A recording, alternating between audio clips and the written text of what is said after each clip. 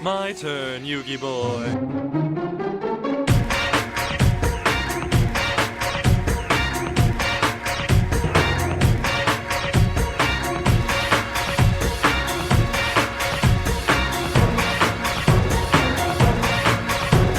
All right, how's it going today, guys? I have Ty with me here.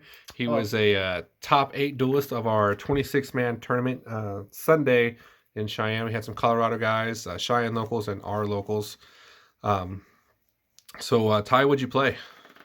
I played what most people are playing, Eldlich, but with a different variation. This is just pure zombies. Pure zombies? Eldlich. Yep. All right. And how does that usually match up against most of the meta? Pretty good, surprisingly. It's very, very underrated, especially against like other Eldlich variations, especially Zoo. Like this deck just creams through it. So Just obliterates it. What was your record overall yesterday or Sunday? including top 8, 5-2. 5-2? Or sorry, 4-2. 4-2. All right. Yeah. About the same as mine, sad face. But we did good, Ty. Yeah. All right. So what were your matchups before we get into this? Of course, first two were virtual world matchups. First one I 2-0'd. Honestly, like this deck against that matchup is pretty easy. Like it could actually just play through True King pretty easily. And just like anything they salvage on the graveyard, I could just play around. So It's not that difficult a matchup. The third matchup was against the Invoked Dot Manica Eldlich, and unfortunately, just I didn't break, but I couldn't really establish a strong presence on the board. So Gotcha. the guy 2-0'd me. Trey, he's a really nice guy. Game number 4 was against Zoo Eldlich, and as I said before, with this deck variation, it could be like any Eldlich variation, just due to one card, which I'll explain in a bit. But and then my final matchup was against a Turbo Zombie deck, and again I 2-0'd. It's based off of one card, which I'll show it to you guys when we get to the profile. So, and then I made the top 8 as Jason stated. I played against Dino. Unfortunately, he beat me, even though I could have beat him. But some unlucky circumstances happened, which I'll explain. Gotcha, man. When we get into the well, profile. let's go ahead and dig on into this. Yeah, of course. So the first 3 cards is Unizombie. He's basically your starter. Typically for zombie deck profiles, he's mainly your starter for your deck. He pretty much gets your deck going in terms of establishing zombie roll and a boss monster into the field, which I will show in a bit.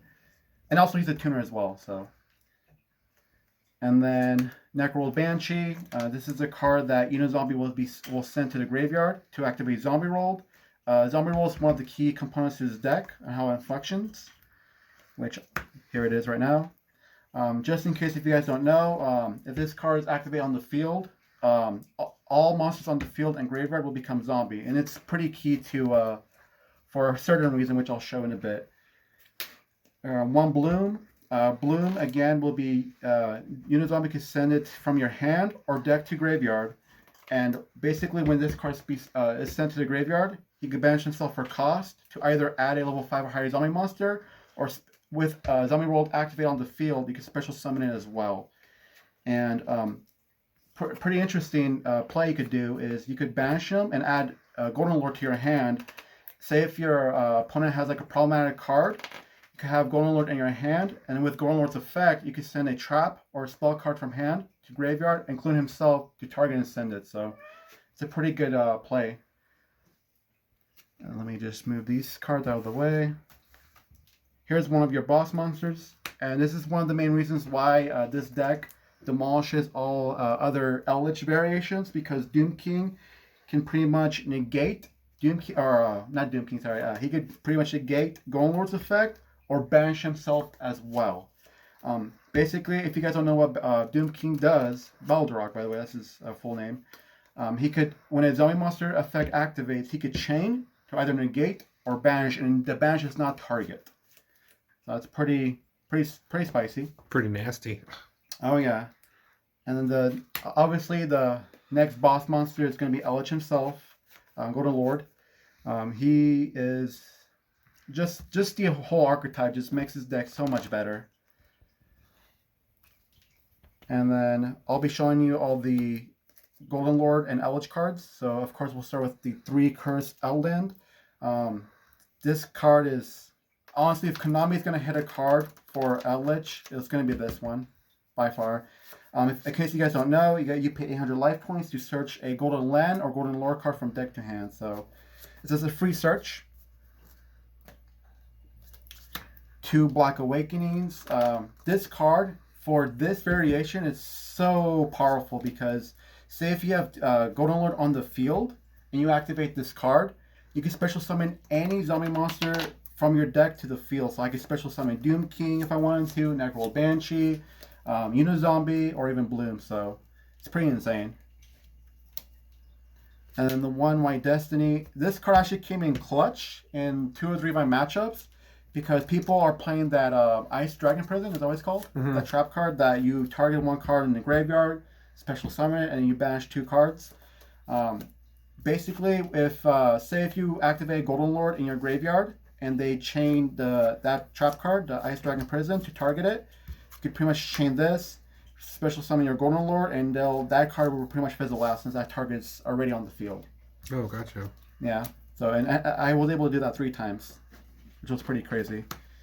And of course, 3 Elixir of Scar Seguins. This card is pretty much special summon any zombie monster from the deck to the field.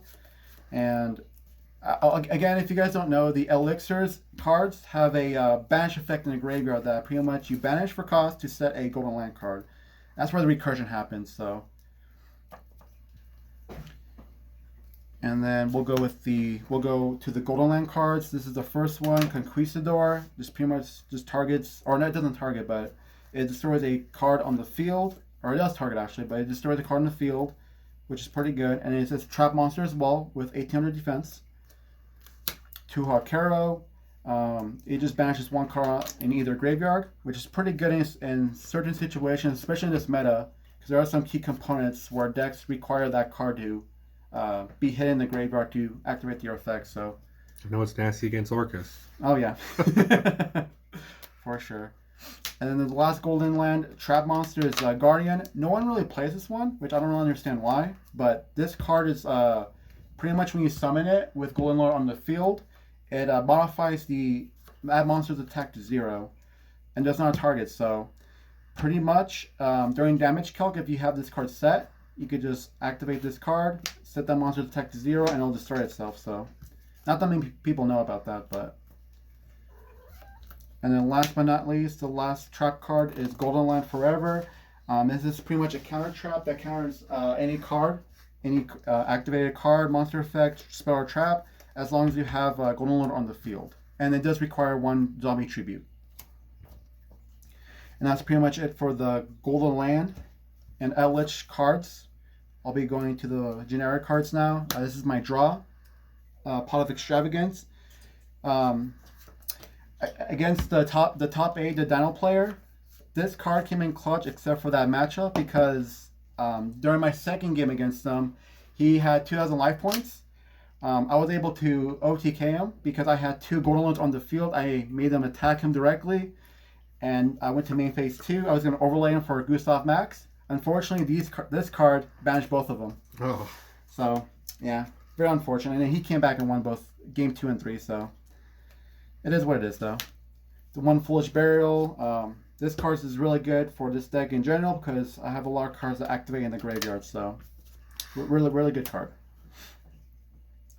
And then I made 3 Super Polys. I know a lot of zombie decks. They usually have 2 or 3 Rivalry of the Warlords. I do have that in my side, but I feel like this Super Polys is more flexible in regards to going first or second, because it just requires Zombie World on the field, and I could just take 2 of their monsters, and they can't even respond to it, to fusion to that Dragon Necro Soul card, which requires 2 zombies. So, and you guys will see it in a bit too. And then these are my hand traps, just 2 Ashes and 3 Imperms. That experience with that tournament definitely opened my eyes to make me consider probably playing more hand traps. I am going to consider playing Forbidden Droplets, probably a 2, because as Caleb stated, it'll be really good for this deck since I could just my cards, especially the Golden Land cards and elixirs, can activate in the graveyard as well to set. So, yep, and that's pretty much it for my main deck. And these are the extra monsters. Link Kribo, 2 of them. This is just for if I have to normal summon Glow Bloom, I could at least have get them to the graveyard by just linking them off for one of these guys. 3 Vampire Suckers. This card is it's a pretty good staple for the zombie deck because not many people know that she has an effect where if your opponent controls zombie monsters and I have like a normal summon, I could tribute their monsters to summon that monster. So, for example, say if I have a Golden Lord in my hand and I have Sucker on the field with Zombie World, if my opponent has 2 monsters on the field, I could tribute their 2 zombie monsters and normal summon the Golden Lord. So, oh wow, it's crazy. Not that many people know that. It's one of my ways to break the boards. It also has the effect that when a zombie monster special summon from the graveyard to the field, just draw a card. So this is a pretty good draw 1 card as well. 2 Adventurous Savior. This card is really good if you need to get a monster from the deck to the graveyard. Primarily Bloom, because when you go to battle phase during damage calc, you send 1 card from graveyard to field. And it is cost, by the way, so it doesn't matter if they imperm. I see people have impermed this card many times. Basically, if a zombie monster is sent from the graveyard to the field, the opponent monster that he's battling loses 200 times the level that the monster that the card that's been sent. So if it's Bloom, since he's only 1 star or 1 level, that opponent's monster will just lose 200. So, but you don't really want it for that. You just want it to send cards to activate the effects from the graveyard. So, it's pretty much what you want it for. Now, of course, you need to have this guy just in case if you need to get to Bloom. If your opponent's ashed your Elixir Scar Seguin or your Black Awakening, you can actually summon this guy, get him out, get the tuner out, and just keep continuing going on. And as I said before, I do have 2 Gustav Max. This is just to try to OTK your opponents, or if you're on game 3 and you need to burn some life points, this is definitely the way to do it. And you just overlay 2 Golden Lords to get this summoned. And then these are just the super poly targets, 3 Dragon Necro rolls or Nether Soul Dragons, and of course Venom Dragon, right? Is that, or Venom Fusion Dragon. Yeah. This is good against Jason's Orcust because they just require dark monsters. Unfortunately, in this meta, though, monsters aren't really dark. There's not that many dark monsters now, except for the Orcust, obviously. So, and what's it called, Dragoon. So yeah, that's definitely enough for Dragoon. And then this guy, as I said before, if you have Zombie World on the field, you could just take 2 of your opponent's monsters with Super Poly and just pretty much break the board. breaking boards all day. Oh yes, it's what the deck best thrives on. And this is my side deck. 2 Gamma Seal. This card is good to remove a potential threat that your opponent has, or just a boss monster in general. It wasn't really clutch for the tournament that I played in last Sunday, but I'll probably still have these on my side deck, to be honest. 2 Drool. This card definitely hits hard for the current meta, especially with Drytron. Unfortunately, I did not play against Drytron at all, which kind of sucks because I wanted to practice more against that matchup. But I'll get the opportunity soon because one of our members for Duels of the Rogue is going to pick that deck up. So, and when I decided this card in, I never saw it, so it's unfortunate. 2 Twin Twister and Harpy's Feather Duster. This is again very common to remove back row threats, and Twin Twist is really good for in regards to this deck because, as I stated before, this deck does require cards to be in the graveyard to activate their effects. So, or to get pluses, I should say. This is a spicy tech Eradicator Epidemic Virus. Not that many people know about this card. So basically, it requires a tribute of a dark monster with 2,500 or more attack. You declare spell or trap, and that declared card, your opponent has to reveal their entire hand and field. If they have that declared card, it's immediately destroyed and sent to the graveyard. And not only that, but as I said before, your opponent reveals their hand. So you actually gain information in regards to what they have in their hand. And this card, it requires 3 turns. After it's activated, when your opponent draws a card, they have to reveal it, because if it's that declared card type, say for example trap, and they draw a trap card, it's immediately sent to the graveyard. So it doesn't matter if it's not a trap card, you still gain information from what they draw. That's the most important part. And you basically get to do that off of Doom King, who is a dark monster and has more than 2,500 attacks. So With the field spell, he just comes back that next standby phase. yeah, so basically there's a combo where during the draw phase, say if I have Doom King out with this card set, I just activate this during the draw phase. Tribute Doom King if they have no response, of course. And then the standby phase will just come back in defense with the Zombie World activated on the field. So yeah, it's pretty nuts. You gain lots of pluses, lots of information for what your opponent has in their hand, and any removal of their threats of spell or trap cards. So I think it's crazy. oh yes, very, very crazy. 3 evenly. I know Jason especially, he's very underwhelmed with this card. I think this card's pretty good, especially from this current format of lots of decks being control based. This card will definitely clear a lot of back rows as well. I'm still gonna main these in my side, of course, because I still think it's a really good card in this format. During the tournament Sunday, the times I did draw this card, though, it wasn't really, I didn't really need it to push for a game or to break their board, so. But I'm still going to keep it in my side. And then the last 2 cards for my side is Rivalry of the Warlords. This is only if I'm going first, and not that many people know. And I actually did this twice against the virtual world players, and they didn't even know about this as well. If you have Zombie World activate on the field, and you activate one of these cards, your opponent is locked in to only summoning zombie monsters. So if your opponent has one card, like if they normal summon a monster, and you chain Rivalry with Zombie World activate on the field, your opponent cannot summon any monsters in general unless if it's zombie.